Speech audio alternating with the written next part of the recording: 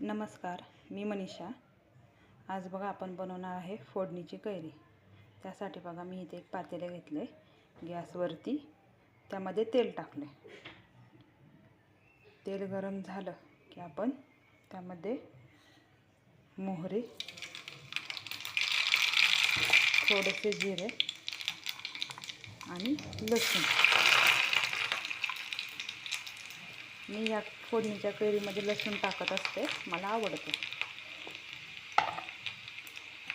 आता हा लसूण हे झालं की गॅस बंद करायचा।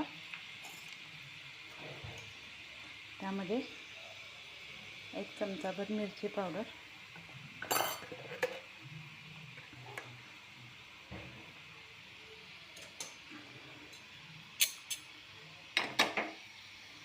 ते छान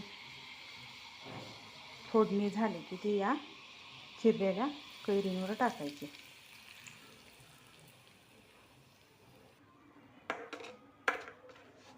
त्यामध्ये मीठ आणि हे सगळं एकजीव करून घेऊ। बघा ही तयार झाली आहे आपली फोडणीची कैरी।